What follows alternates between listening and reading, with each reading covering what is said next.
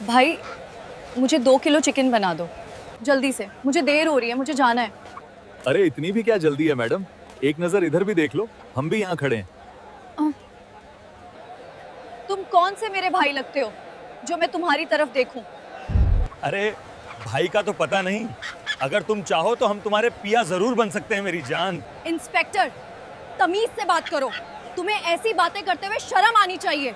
अरे तो है ही बहुत खूबसूरत, तुझसे क्या शर्म करें, तुझसे तो शर्म ही शर्मा जाती होगी। अपनी हद में रहो इंस्पेक्टर, जबान संभाल कर बात करो। अरे ये चिकन वाला तुझसे पैसे भी नहीं लेता होगा, तो है ही इतनी खूबसूरत। बस बहुत हो गया, बंद करो अपनी ये घटिया जबान, वरना तुम्हारे लिए अच्छा नहीं होगा। सच में तो है ही बहुत खूबसूरत, अगर तेरे जैसी लड़की को कोई बूढ़ा एक बार देख ले तो सारी रात न सोए। मेरे साथ चल, मेरे घर रानी बना के रखूंगा, ऐश करेगी ऐश। चल आजा मेरे घर, मैं तुझसे शादी करूंगा। इंस्पेक्टर अपने औकात मत भूलो, मुझे तो तुम नशे में लग रहे हो। जो तुझे एक बार देख लें वो तो नशे में ही रहेगा, अब मुझे ही देख लो, शराब से ज्यादा नशा है तुम में। अच्छा बुरा छोड़ो, वो बाद में देख लेंगे, अभी तो बस मेरे पास आ जाओ मेरी जान। छोड़ो मुझे हरामखोर, तुम्हारी हिम्मत कैसे हुई मुझे छूने की? तुम्हारी हिम्मत कैसे हुई ऐसी बात करने की? तुम जैसे पुलिस वाले पुलिस का नाम बदनाम करते हैं, तुम्हें वर्दी पहनने का हक नहीं। इंस्पेक्टर तू इंसान नहीं जानवर है, जानवर पुलिस की वर्दी में, घटिया इंसान, चला जा यहाँ से। साली तेरी बहुत जबान चल रही है कैंची की तरह, रुक तुझे अभी बताता हूँ। तू साले मदर गॉस लड़की पे हाथ उठाता है, मैं तुझे बताता हूँ, अब भाग कहाँ रहा है? देश की सबसे बड़ी अफसर डीएम अनिया वर्मा अपनी मां के लिए मुर्गी खरीदने बाजार पहुंची। उन्होंने बिल्कुल सादा सी कपड़े पहने हुए थे, जैसे गांव की लड़की हो। उन्हें देखकर कोई सपने में भी नहीं सोच सकता था कि ये लड़की पूरे जिले की सबसे बड़ी ऑफिसर है। अनिया धीरे धीरे चलती हुई एक मुर्गी की दुकान पर रुकी। दुकान पर लगभग 50-45 साल का एक आदमी राजेश कपूर मुर्गी काट रहा था। अनिया ने पुरसुकून आवाज में कहा, भाई मुझे 2 किलो ताज़ा मुर्गी दे दीजिए। अभी बात पूरी हुई ही थी कि अचानक एक बुलेट बाइक आकर दुकान के बिल्कुल सामने रुकती है। बाइक से उतरता है इंस्पेक्टर विजय कुमार, आंखों में घमंड, चेहरे पर गुस्सा और वर्दी का पूरा नशा। इंस्पेक्टर ने आते ही हुक्म चलाया, ओए राजेश, मेरे लिए 3 किलो मुर्गी पैक कर जल्दी। राजेश थोड़ा घबरा गया, पर फिर भी हिम्मत करके बोला, सर बस 5 मिनट रुकिए, ये मैडम पहले आई हैं, उनका हो जाने दे, फिर आपका बना दूंगा। बस इतना सुनना था कि इंस्पेक्टर विजय कुमार का दिमाग घूम गया। क्या बोला बे, मुझे इंतजार करना पड़ेगा, समझता क्या है अपने आप को? तेरे बाप का नौकर हूं क्या मैं? आंखें खोल के देख, वर्दी नहीं दिख रही? मैं इंस्पेक्टर हूं, इंस्पेक्टर। अभी चाहूं तो तेरी पूरी दुकान सील करवा दो। वो और आगे बढ़ते हुए बोला, ज्यादा हीरो मत बन, पहले मेरा ऑर्डर लगेगा, फिर किसी और का, समझा? ये सब अनिया वर्मा पुरसुकून खड़ी देख रही थी। उसकी आंखों में गुस्सा था, पर चेहरे पर कंट्रोल। जब इंस्पेक्टर ने ज्यादा बदतमीजी शुरू की, तब अनिया ने हिम्मत करके कहा, सुनिए, आप बाद में आए हो, पहले मैं आई हूं, तो पहले मेरा ऑर्डर होगा। इतनी सी बात को इशू बनाना जरूरी नहीं है। इंस्पेक्टर विजय कुमार ने अनिया को ऊपर से नीचे देखा, जैसे वो कोई चीज हो। ओए गवार लड़की, तुझे आइडिया भी है तो किससे बात कर रही है? मैं इस एरिया का इंस्पेक्टर हूं, यहाँ मेरी चलती है, मैं जो बोलता हूं वही होता है। ज्यादा जुबान चलाई नहीं तो ऐसा सबक सिखाऊंगा कि घर तक नहीं पहुंच पाएगी, समझी? फिर वो गुस्से में बोला, मुझे कोई फर्क नहीं पड़ता, तू पहले आई या बाद में, मुझे पहले मुर्गी चाहिए, मेरे पास टाइम नहीं है, तू चुपचाप खड़ी रह। इंस्पेक्टर फिर राजेश की तरफ घूमकर बोला, और तू क्या पत्थर बना खड़ा है? जल्दी मुर्गी पैक कर, वरना अभी थप्पड़ मार के सीधा लॉकअप में डाल दूंगा। राजेश डर के मारे कांप रहा था। उसने बिना कुछ बोले पहले इंस्पेक्टर की मुर्गी पैक कर दी। इंस्पेक्टर पैकेट उठाकर बाइक की तरफ बढ़ने लगा, तब राजेश ने हिम्मत करके कहा, सर मुर्गी के पैसे 500 रुपए हुए हैं। बस ये सुनना था और इंस्पेक्टर फिर भड़क गया। ओए साले, मुझसे पैसे मांग रहा है? तुझे पता है मैं कौन हूं? इंस्पेक्टर हूं मैं, समझा? उसने आंखें दिखाकर कहा, कल मुझे ज्यादा चिकन चाहिए, मेरे घर मेहमान आ रहे हैं, अगर कल मना किया तो इतना मारूंगा कि जिंदगी भर याद रखेगा। ये कहकर inspector Vijay Kumar bike start करता है और वहां से निकल जाता है। पीछे रह जाते हैं राजेश, जो अपनी बर्बादी सोचकर खड़ा है, और अनाया वर्मा, जिनकी आंखों में अब खामोशी नहीं बल्कि एक फैसला था। अनाया ने आहिस्ता से राजेश से पूछा, भाई ये इंस्पेक्टर आपसे मुर्गी के पैसे नहीं देता? इस तरह तो आपका रोज नुकसान होता होगा, क्या ये हर बार आपसे बिना पैसे दिए ही मुर्गी ले जाता है? राजेश ने दर्द भरी सांस लेते हुए कहा, हाँ मैडम, काफी बार आ चुका है। हर बार मुर्गी ले जाता है पर 1 रुपया भी नहीं देता। अगर मैं पैसे मांग लूं तो धमकाने लगता है, कहता है झूठा केस लगा दूंगा, जेल में डाल दूंगा। गरीब आदमी हूं मैडम, रोजी रोटी का सवाल है। आप इन बातों को छोड़िए मैडम, ये लीजिए आपकी मुर्गी रेडी है। तब डीएम अनाया वर्मा की आंखों में एक अलग ही चमक आ गई। उनका चेहरा सख्त हो गया। नहीं भाई, अब छोड़ने का टाइम खत्म हो चुका है। अगर आज इसको नहीं रोका गया तो कल भी ये ऐसे ही गरीब लोगों पर जुल्म करता रहेगा। अब इसको अपनी वर्दी उतारनी पड़ेगी। मैं इसे सस्पेंड करवाऊंगी, इसकी असली औकात दिखाई जाएगी। ये सुनते ही राजेश घबरा गया। उसके चेहरे का रंग उड़ गया। नहीं मैडम नहीं, वो हाथ जोड़कर बोला, ये थाने का इंस्पेक्टर है, ऐसे लोग कुछ भी कर सकते हैं। अगर आप इसके खिलाफ गई ना तो हो सकता है ये उल्टा आप पर ही कोई झूठा केस लगा दे।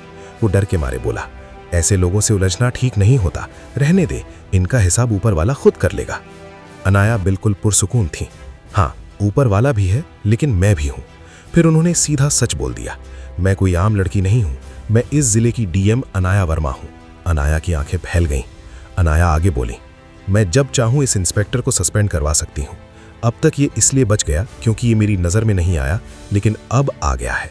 कल जब आप दुकान पर रहोगे मैं भी यहीं रहूंगी, उसी टाइम से पहले आ जाऊंगी। इसकी सारी हरकतें कैमरे में रिकॉर्ड होंगी। आपको सच बोलना होगा और गवाही देनी होगी। ये केस कोर्ट तक जाएगा। फिर देखते हैं इंस्पेक्टर विजय कुमार कैसी बिना पैसे दिए मुर्गी उठाकर ले जाता है। अभी मेरी मुर्गी दे दीजिए। अनाया ने 700 रुपए निकालकर आगे बढ़ा दिए। राजेश हैरान हो गया। अन्या वर्मा ने चिकन लिया और वहां से चली गई। अगले दिन सुबह होते ही बिल्कुल टाइम से पहले अन्या वर्मा सीधे बाजार पहुंच गई। वो चुपचाप राजेश की दुकान के पास एक कोने में खड़ी हो गई। राजेश ने उनकी तरफ देखा। अन्या ने आहिस्ता से दुकान के सामने एक छोटा कैमरा सेट कर दिया। लगभग 1 घंटे के बाद वही इंस्पेक्टर दोबारा से आता है और उसी चिकन शॉप के सामने आकर रुक जाता है और बाइक से उतरकर उसी चिकन वाले से बोलता है, चल बे, जल्दी कर, 5 किलो चिकन दे, मेरे घर में मेहमान आए हैं और ज्यादा बहस मत कर। इतना सुनते ही वो चिकन शॉप वाला चिकन पैक करके इंस्पेक्टर को दे देता है और फिर जब इंस्पेक्टर जाने लगता है तो वो शॉप वाला उससे कहता है, सर इसके पैसे तो दे दें। इतना सुनते ही इंस्पेक्टर गुस्से में आ जाता है और दुकानदार के मुंह पर एक थप्पड़ मारता है। तभी वहां पर खड़ी डीएम मैडम कहती हैं कि तुम्हें किसने हक दिया कि तुम किसी पर हाथ उठाओ, तुम फ्री में नहीं ले जा सकते। पुलिस इंस्पेक्टर गुस्से में होता है और सामने खड़ी डीएम मैडम को भी एक थप्पड़ मार देता है, लेकिन उसे पता नहीं होता है ये कौन है, अब उसके साथ क्या होगा, और चिकन लेकर वो वहां से चला जाता है। इंस्पेक्टर के जाते ही डीएम मैडम ने शॉप वाले से कहा, आपको इसके खिलाफ गवाही देनी होगी, मैं इसे कोर्ट में ले जाऊंगी और ये कैमरा रिकॉर्डिंग मैं लेकर जा रही हूं ताकि अदालत में सबूत दिखा सकूं। अगले दिन डीएम मैडम सभी सबूतों के साथ सीएम के दफ्तर में पहुंचती हैं और उन्हें सारी वीडियो दिखा देती हैं और उन्हें बताती हैं कि किस तरह उन्होंने उसके साथ और चिकन शॉप वाले के साथ बुरा सलूक किया है। सीएम ये देखकर गुस्से में आ जाता है और डीएम को हुक्म देता है कि इसे जल्द से जल्द गिरफ्तार करो। मैं तुम्हारे साथ हूं और तुम्हें सभी अख्तियार देता हूं, जो तुम्हें सही लगे वो करो, लेकिन इसे गिरफ्तार करो। अगले दिन वही इंस्पेक्टर फिर से बाजार में एक सब्जी वाले को तंग कर रहा था और उससे फ्री में सब्जी मांग रहा था कि तभी बाजार में पुलिस की गाड़ियां दाखिल होती हैं और एक गाड़ी से वही डीएम मैडम उतरती हैं और सीधा इंस्पेक्टर के पास पहुंच जाती हैं। उसके साथ 2 एहलकार भी होते हैं। ये देखकर इंस्पेक्टर घबरा जाता है। डीएम मैडम इंस्पेक्टर को कहती हैं कि मैंने तुम्हें पहले भी समझाया था कि किसी को भी तंग ना करो, लेकिन तुम नहीं माने, अब तुम्हारी खैर नहीं। इतना कहकर वो इंस्पेक्टर को हथकड़ी लगा लेती हैं और अपने साथ थाने में ले जाती हैं। अब डीएम मैडम इस इंस्पेक्टर का मुअत्तली का ऑर्डर देती हैं और सारा प्रोसेस शुरू करवा देती हैं। अगले दिन डीएम मैडम इस इंस्पेक्टर को लेकर अदालत में पहुंच जाती हैं और उनके साथ वही चिकन शॉप वाला भी होता है। इंस्पेक्टर घबराया हुआ होता है और अदालत लोगों से भरी हुई होती है। डीएम मैडम ने वीडियो रिकॉर्डिंग जज को दी और जज ने वो वीडियो रिकॉर्डिंग एक बड़ी स्क्रीन पर पूरी अदालत के सामने चलवा दी। वीडियो में साफ दिख रहा था इंस्पेक्टर विजय कुमार का अकड़ के साथ दुकान पर आना, बिना पूछे मुर्गी उठाना, पैसे देने से इनकार करना, दुकानदार राजेश को धमकाना और जब अन्या वर्मा ने टोका तो उन पर भी चिल्लाना और हाथ उठाना।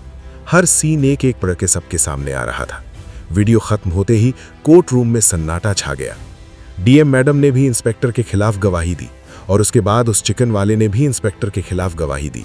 जज ने इंस्पेक्टर को 5 साल की कैद सुना दी। इस कहानी से हमें ये सबक मिलता है कि ताकत का गलत इस्तेमाल करने वालों को इंसाफ के सामने जवाबदेह होना चाहिए, चाहे वो कितने ही बड़े ओहदे पर हो। इनकी खुदसरी और जुल्म को बेनकाब किया जाना चाहिए। दूसरी तरफ हिम्मत और ईमानदारी से हक के लिए खड़े होना चाहिए। डीएम आनिया वर्मा ने दिखाया कि अगर साहिब इख्तियार लोग अपने मुनसब का सही इस्तेमाल करें तो छोटे लोगों पर होने वाले जुल्म को रोका जा सकता है। साथ ही ये कहानी ये भी सिखाती है कि इंसाफ के असूल के लिए सबूत और कानूनी तरीक़ाकार अहम है। एक गरूर और ज़्यादती करने वाला अपने अंजाम को पहचानता है, चाहे वो कितनी ही देर से क्यों ना हो।